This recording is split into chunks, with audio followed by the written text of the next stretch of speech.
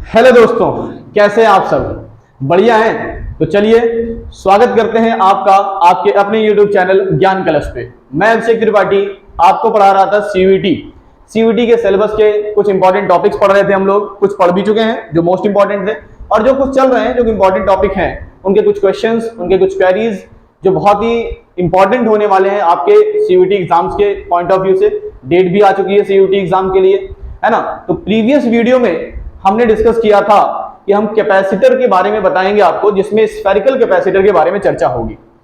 वो भी spherical capacitor, hollow spherical capacitor, जिसमें जैसे पैरेलल प्लेट कैपेसिटर होता है उसी तरीके से एक स्फेरिकल कैपेसिटर होता है। तो स्फेरिकल कैपेसिटर का कैपेसिटेंस कितना होता है, उस कैपेसिटेंस की वैल्यू कितनी होती है, उससे न्यूमेरिकल किस तरह से सॉल्व होंगे, एक न्यूमेरिकल हम करके भी देखेंगे। लेकिन उससे पहले उसके डेरिवेशन को देखेंगे। कारण क्या है डेरिवेशन देखने का? आप डायरेक्टली उसके फॉर्मूले को रट सकते हैं, उसमें कोई समस्या नहीं है, फॉर्मूला रट लीजिए, कोई दिक्कत नहीं है। लेकिन फॉर्मूला रटने से आप फॉर्मूले भूल सकते हैं, लेकिन अगर आप डेरिवेशन समझ लीजिए उसका, तो डेरिवेशन कभी जिंदगी भर में भूलेंगे नहीं। आप पूरी जिंदगी भर आपको डेरिवेशन याद रख सकता है अगर आपने मन लगा के पढ़ाया होगा तो बहुत ही आसान शब्दों में आज हम डेरिवेशन पढ़ेंगे। पहले स्फेरिकल कैपेसिटर के कैपेसिटेंस का, उसके बाद हम क्वेश्चन पर चलेंगे। ठीक है, तो चलिए शुरुआत करते हैं आज का वीडियो, आज का लेक्चर। पहला जो आज का क्वेश्चन है वो डेरिवेशन ही है। What is the expression of capacitance for capacitance of spherical capacitor? Spherical capacitor के कैपेसिटेंस का एक्सप्रेशन क्या होता है? या तो मैं डायरेक्टली आपको एक्सप्रेशन बता दूं, है ना। पहला ऑप्शन तो ये है कि डायरेक्टली एक्सप्रेशन बता दीजिए सर, रट्टा मार ले काम चल जाएगा न्यूमेरिकल, क्योंकि एमसीक्यू आना है सीयूटी में। सही बात भी है, तो डायरेक्टली आप आंसर भी लगा सकते हो। तो जिनको आंसर नहीं लगाना है डायरेक्टली, जिनको नॉलेज लेनी है, ये वीडियो उनके लिए है। जो तुक्का मारना है, जिनको ऑप्शन लगाना है, वो आप फॉर्मूला रट लीजिए, काम चल जाएगा। या न्यूमेरिकल लगाना है तो फॉर्मूला रट लीजिए, काम चल जाएगा। न्यूमेरिकल आप अगर लगाने में ठीक है तो। लेकिन अगर आपको डेरिवेशन समझना है तो टिकिए और डेरिवेशन समझिए, ठीक है ना। स्फेरिकल कैपेसिटर, तो पहले समझेंगे कि what is spherical capacitor. Spherical capacitor होता क्या है? तो जिस तरीके से पैरेलल प्लेट कैपेसिटर होता है, देखिए पैरेलल प्लेट कैपेसिटर क्या है कि अगर हमारे पास पॉजिटिव चार्ज का एक प्लेट है, एक प्लेट नेगेटिव चार्ज की है ना, तो ये क्या बनाएंगे? इलेक्ट्रिक फील्ड बनाएंगे। और इसमें हम क्या स्टोर कर सकते हैं? चार्जेस को स्टोर कर सकते हैं। इसको बोलते हैं पैरेलल प्लेट कैपेसिटर। अब अगर इसमें स्टोर कर सकते हैं, इनकी डिस्टेंस को हम डी से रिप्रेजेंट करते हैं। इसमें इलेक्ट्रिक फील्ड के बारे में बात करें तो गॉस भैया बताते हैं कि इनके बीच में, प्लेट के बीच में तो इलेक्ट्रिक फील्ड होगी, लेकिन प्लेट के बाहर क्या होगी? इलेक्ट्रिक फील्ड जीरो होगी। प्लेट के बाहर इलेक्ट्रिक फील्ड जीरो होगी। जब ये आपने फर्स्ट चैप्टर में गॉस थ्योरम पढ़ा होगा, फर्स्ट चैप्टर का मतलब आपके बोर्ड एग्जाम के या सीबीएसई बोर्ड के या यूपी बोर्ड की जो आपकी 12th क्लास की बुक है, पहले चैप्टर में आपको गॉस थ्योरम पढ़ाया गया होगा। उसमें एप्लीकेशंस ऑफ गॉस थ्योरम में आपने ये चीजें पढ़ी होंगी, ठीक है।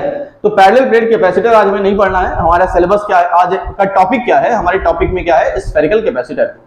तो स्फेरिकल कैपेसिटर देखते हैं क्या होता है ना। इस तरह से होता है, बेस आपको समझ में आ गया होगा। कैपेसिटर इस तरह का होता है जिसमें एक पॉजिटिव और एक नेगेटिव प्लेट होती है। तो स्फेरिकल कैपेसिटर में क्या होता है? दो स्फेरिकल कंडक्टर्स होते हैं, दो स्फेरिकल कंडक्टर्स होते हैं कुछ इस प्रकार से। और जो दोनों स्फेरिकल कैपेसिटर हैं, कंडक्टर हैं, उन वो जो होते हैं वो कॉन्सेंट्रिक होते हैं। क्या कैसे होते हैं? कॉन्सेंट्रिक। इसमें एक वाले पर, इसमें अंदर वाले पर कैसा चार्ज होता है? नेगेटिव चार्ज होता है। अंदर वाले पर कैसा चार्ज होता है? नेगेटिव। और बाहर वाले पर कैसा चार्ज होता है? पॉजिटिव चार्ज होता है। बाहर वाले पर क्या होगा? Positive charge. तो भैया क्या होगा? जो चार्जेस होंगे वो सेम होंगे, प्लस क्यू माइनस क्यू जो भी होगा वो सेम होगा। हालांकि मैंने जो बनाया है वो ज्यादा बना दिए हैं, प्लस वाले नेगेटिव वाले कम है। फिलहाल यहां पर मानते क्या है? ये पॉजिटिव क्यू है प्लस क्यू, और इस पर कौन सा चार्ज होता है? इस पर होता है नेगेटिव क्यू का चार्ज। इसमें कोई समस्या आपको नहीं होनी चाहिए। अब बात करते हैं इलेक्ट्रिक फील्ड की। तो इसमें इलेक्ट्रिक फील्ड भी बनती होगी। इलेक्ट्रिक फील्ड देखें तो पॉजिटिव से नेगेटिव की तरफ बनती होगी, ऐसे। ये इलेक्ट्रिक फील्ड बन रही है भाई। इसके इधर इलेक्ट्रिक फील्ड जीरो होगी और इसके बाहर आउटसाइड भी इलेक्ट्रिक फील्ड क्या होगी? जीरो होगी। अंदर वाले के यानी छोटे वाले स्फीयर के अंदर यहां पर भी इलेक्ट्रिक फील्ड क्या होगी? इलेक्ट्रिक फील्ड क्या होगी? जीरो होगी। इलेक्ट्रिक फील्ड जीरो होगी, ये आप पढ़ चुके होंगे। और इसके बाहर भी इलेक्ट्रिक फील्ड कितनी होगी? जीरो होगी। लेकिन इसके अंदर इलेक्ट्रिक फील्ड जीरो नहीं होगी। क्लियर? हमें क्या करना है? इसका पोटेंशियल फाइंड करना है। इस कैपेसिटर का कैपेसिटेंस को फाइंड करना ही है। तो कैपेसिटेंस फाइंड करने के लिए आपको फॉर्मूला होता है C is equal to Q by V। क्या होता है? C is equal to Q by V, ये फॉर्मूला होता है, C is equal to Q by V। ये फॉर्मूला लगाने के लिए आपको V पता होना चाहिए, पोटेंशियल पता होना चाहिए। तो पोटेंशियल के लिए क्या करेंगे, गॉस भैया का सहारा लेंगे। गॉस भैया क्या कह के गए थे कि अगर आपको क्या फाइंड करना है, कभी पोटेंशियल फाइंड करना हो तो क्या कर दो, यहां पर इसके अंदर, फील्ड के अंदर क्या ड्रॉ कर दो, एक गॉसियन सरफेस ड्रॉ कर दो। जैसा सरफेस बना हुआ है वैसे ही बना दो, उसी को बोल देते हैं गॉसियन सरफेस। तो हमने ड्रॉ कर दिया इसके फील्ड के अंदर गॉसियन सरफेस, जिसकी रेडियस जो है वो स्मॉल r है। रेडियस कितनी है, स्मॉल r है। कोई दिक्कत? तो गॉसियन सरफेस से कितना फ्लक्स पास करेगा ये कैलकुलेट कर सकते हैं।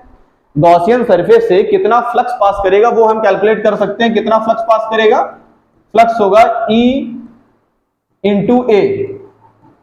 ए का मतलब एरिया, ए का मतलब क्या हो जाता है, एरिया हो जाता है। E डॉट डी लगाते हैं, एरिया आ जाता है। तो E और एरिया कितना होगा, 4 पाई r स्क्वायर होगा गॉसियन सरफेस का एरिया। गॉसियन सरफेस का एरिया कितना होगा, 4 पाई r स्क्वायर होगा। 4 पाई r स्क्वायर, यहां लिख दिया क्या भाई। E इक्वल्स टू क्या हो जाएगा, epsilon naught, sorry pi E into 4 pi r square, है ना। ये एरिया हो गया 4 पाई r स्क्वायर।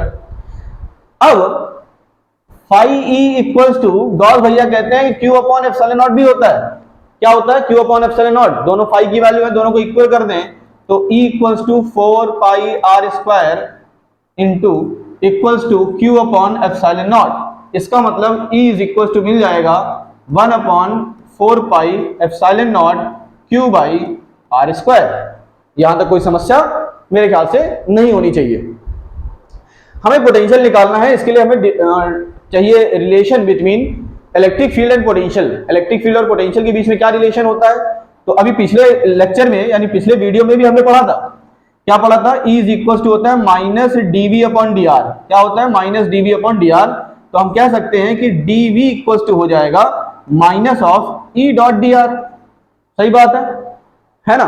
तो पोटेंशियल कितना हो जाएगा, पोटेंशियल dv कितना हो जाएगा, dv इक्वल टू हो जाएगा माइनस ऑफ E की वैल्यू कितनी है, E की वैल्यू है भैया 1 by 4 pi epsilon naught Q by r square dr। Clear, कोई समस्या यहां तक नहीं होगी। हमें पोटेंशियल निकालना है पूरा यहां से यहां तक, कितने से कितने तक, अच्छा रेडियस नहीं माने हैं। तो इनर वाले स्फीयर की जो रेडियस है वो स्मॉल a है और आउटर वाले की रेडियस कितनी है, स्मॉल b है। स्मॉल b और स्मॉल a की रेडियस के स्फेरिकल सेल्स है। हमें इंटीग्रेट करना पड़ेगा, कहां से कहां तक, a से b तक। Minus 1 by 4 pi epsilon naught Q by r square, r के रिस्पेक्ट में dr लिख दिया। यहां से minus 1 by 4 pi epsilon naught और Q कांस्टेंट टर्म है, बाहर आ गया। a से b तक r की पावर -2 dr लिखा जा सकता है। r की पावर -2 dr लिखा जा सकता है। यहां तक कोई समस्या, यहां तक कोई समस्या नहीं होनी चाहिए, यहां तक कोई समस्या नहीं होनी चाहिए। अब इसको क्या कर दें, इंटीग्रेट कर दें। क्या कर दें, इंटीग्रेट कर दीजिए। इंटीग्रेट करने पर क्या आएगा, -1 by 4 pi epsilon naught into Q। कहां से कहां तक इंटीग्रेट कर रहे हो आप, कहां से कहां तक, a से b तक। इंटीग्रेट करना है हमें कहां से कहां तक, a से b तक। r को डिफरेंशिएट करेंगे, माइनस ऑफ r की पावर -1 आएगा। इंटीग्रेट करने पर क्या आएगा, माइनस ऑफ, इसको ऐसे इंटीग्रेट कर देंगे तो हो जाएगा minus r to the power 1, कहां से कहां तक, a से b तक। ये माइनस और ये माइनस क्या बना देगा, प्लस। तो 1 by 4 pi epsilon naught Q और यहां जो हो जाएगा 1 बाय r a b। यहां से लिख सकते हैं अपर लिमिट माइनस लोअर लिमिट। क्या लिख सकते हैं, अपर लिमिट माइनस लोअर लिमिट। तो 1 upon 4 pi epsilon naught Q, ये हो जाएगा क्या, ये हो जाएगा आपका 1 by 4 pi epsilon naught Q और हो जाएगा 1 by b minus 1 by a। यहां तक कोई समस्या मेरे ख्याल से होनी नहीं चाहिए, है ना। तो चलिए इसको थोड़ा सा छोटा कर लेते हैं, बहुत बड़े हो गए हैं ये वहां से। इसको थोड़ा सा छोटा करके यहाँ किनारे कर लेते हैं ऐसे, है ना। अब डेरिवेशन के लिए स्पेस मिल गया, अभी तक स्पेस नहीं था डेरिवेशन के लिए। दिख रहा है मेरे का, हाँ दिख रहा है, सही सही सही। तो क्या हो जाएगा भैया, ये क्या होने वाला है, ये हो जाएगा 1 अपॉन 4 पाई एप्सिलॉन नॉट। ये हो जाएगा, क्या हो जाएगा, Q भी रहेगा, Q भी रहेगा। क्या हो जाएगा यहां से, a minus B upon a minus B upon A B, a minus B upon A B हो जाएगा। क्या हो जाएगा, a minus B upon A B हो जाएगा, upper limit minus lower limit करने पर, upper limit minus lower limit करने पर क्या हो जाएगा, a upon B A B हो जाएगा। इसमें कोई प्रॉब्लम मेरे ख्याल से होनी नहीं चाहिए यहां तक, है ना। आप इसको यहाँ पे जो फॉर्मूला लिखा था हमने minus D V by D R, है ना, उसके फॉर्मूले से अगर हटाना चाहे माइनस तो हट भी सकता है, वहां से माइनस हट जाएगा, रिप्लेस हो जाएगा, और माइनस माइनस क्या हो जाएगा, प्लस हो जाएगा, है ना। Minus E dot D R जो करने पर क्या हो जाएगा, ई डॉट डी आर करने पर वैल्यू क्या हो जाएगी, रिप्लेस हो सकती है, ठीक है। तो यहां से formula B minus A B आ सकता है, आप बी माइनस ए भी लिख सकते हो, ए माइनस बी। देखना होगा कौन सी रेडियस बड़ी है, हमेशा बड़ी से छोटी को माइनस करना है, क्या करना है, बड़ी से छोटी को माइनस करना है, ठीक है। इसके बाद क्या करना है आपको कैपेसिटेंस निकालना था, क्या निकालना था, capacitance. C is equal to Q by B, तो Q हो गया, और B की वैल्यू कितनी हो गई, 1/4 पाई एप्सिलॉन नॉट Q, और यहाँ हो जाएगा A minus B upon A B, Q से Q कैंसिल हो जाएगा, ये रिवर्स करके ऊपर जाएगा, तो C is equal to 4 pi epsilon naught A B upon A minus B, या फिर B माइनस ए बी कर सकते हो, बड़े से छोटे को माइनस करना है। आपके पास ये फॉर्मूला मिल गया कैपेसिटेंस का। स्फेरिकल कैपेसिटर के कैपेसिटेंस का फॉर्मूला हो गया 4 pi epsilon naught A B upon B minus A, या फिर B minus A minus B भी लिख सकते हैं, बड़े में से छोटे को ही माइनस करिएगा, या ध्यान रखिएगा। क्लियर है यहां तक? यहां तक मेरे ख्याल से कोई प्रॉब्लम नहीं होनी चाहिए, है ना, कोई प्रॉब्लम यहां से होनी नहीं चाहिए मेरे ख्याल से। कोई दिक्कत अगर होती है तो आप कमेंट बॉक्स में कमेंट करके पूछ सकते हैं, ठीक है ना, कोई प्रॉब्लम यहां से होनी नहीं चाहिए। तो चलिए आगे की ओर बढ़े, आगे की ओर बढ़ा जाए, है ना, आगे की ओर बढ़ा जाए, क्या किया जाए, क्वेश्चन लगाया जाए, न्यूमेरिकल लगाया जाए। तो चलिए देखते हैं न्यूमेरिकल देखते हैं क्या हो गया न्यूमेरिकल, ये आ गया numerical. The thickness of air layer between two coating of spherical capacitor is 2 centimetre. मतलब अगर दो स्फेयर है हमारे पास, इनके बीच का जो डिफरेंस है ये कितना है, 2 सेंटीमीटर है, 2 centimetre. Capacitor has the same capacitance as the sphere of 1.2 diameter. ये जो कैपेसिटर है, ये जो कैपेसिटर है स्फेरिकल कैपेसिटर, इसका जो कैपेसिटेंस है वो कैपेसिटेंस 1.2 मीटर के डायमीटर वाले कैपेसिटर के 1.2 डायमीटर वाले कैपेसिटर के कैपेसिटेंस के बराबर है। इसका मतलब क्या है, इसका मतलब ये है भैया कि अगर हम स्फेरिकल कैपेसिटर के कैपेसिटेंस की बात करें 1/4 pi epsilon naught A B upon B minus A बराबर है किसके, 4 पाई एप्सिलॉन नॉट आर के।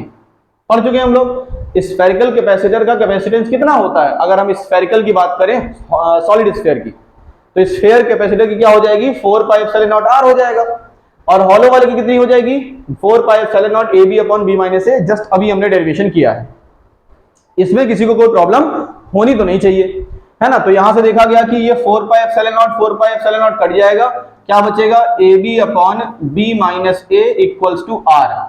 अब देखिए सारी वैल्यूज आपको यहां पे दे रखा है, A B upon A minus B या B minus A. B minus A की वैल्यू कितनी है, बी माइनस ए की वैल्यू है 2 सेंटीमीटर। बी माइनस ए की वैल्यू कितनी है, 2 सेंटीमीटर, है ना, कितनी वैल्यू है, 2 सेंटीमीटर। तो 2 सेंटीमीटर रख दिया बी माइनस ए, और रेडियस कितनी है, 1.2 मीटर है। इसको सेंटीमीटर में कन्वर्ट करेंगे तो 120 आ जाएगा, 120/2 रेडियस, क्योंकि यहाँ पे डायमीटर दिया है, यहाँ पे क्या है, रेडियस है ना। तो A B upon 2 equals to 60, या फिर ए बी इक्वल्स टू 120। क्या लिख सकते हैं, ए बी इक्वल्स टू 120। और आपको पता है बी माइनस ए कितना है, 2 है। तो क्या आप यहां से a प्लस बी निकाल सकते हैं, भैया बताइए, b प्लस ए मान लीजिए, क्या निकाल सकते हैं, क्या b प्लस ए निकाल सकते हैं। पहले हम b प्लस ए निकालेंगे, तो अगर हम b प्लस ए निकालना चाहते हैं तो b प्लस ए का होल स्क्वायर जो होगा वो होगा b माइनस ए का होल स्क्वायर, b माइनस ए का होल स्क्वायर प्लस 4ab।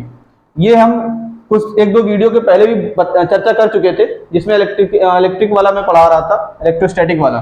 तो b माइनस ए की वैल्यू कितनी है, 2 का square plus 4 into A B की वैल्यू कितनी है, 120। तो 2 का स्क्वायर कितना हो जाएगा, 4 हो जाएगा। तो b प्लस ए कितना आ जाएगा, b प्लस ए का whole square equals to 4 plus कितना हो जाएगा, ये 480 हो जाएगा, यानी कितना हो जाएगा, 484 हो जाएगा। यानी b प्लस ए कितना आ गया, b प्लस ए आ गया 22, b प्लस ए कितना आ जाएगा 22, और b माइनस ए कितना है, 2 है, b माइनस ए कितना 2 है, दोनों को ऐड कर दिए ये कट जाएगा, 2b इक्वल्स टू हो जाएगा 24, यानी b इक्वल्स टू 12 हो जाएगा, b equals to 12 centimetre, b equals to 12 centimetre. बड़ी वाली रेडियस कितनी आ गई 12 सेंटीमीटर, तो छोटी वाली कितनी आ जाएगी 10 सेंटीमीटर। कितनी हो जाएगी 10 सेंटीमीटर रेडियस हो जाएगी। हमें क्या फाइंड करना था, रेडियाई फाइंड करना था। देखिए find the radii of its surfaces, हमें रेडियस फाइंड करने थे, हमने दोनों रेडियस फाइंड कर लिए। क्लियर है। इस तरह के क्वेश्चंस आ सकते हैं आपके सीयूटी के एग्जाम में, इन फ्यूचर भी आ सकते हैं, आप इन फ्यूचर के लिए भी तैयार रह सकते हैं। जैसे नीट आने वाला है तो नीट के लिए भी है, ये जरूरी नहीं कि सिर्फ सीयूटी के लिए ही हो।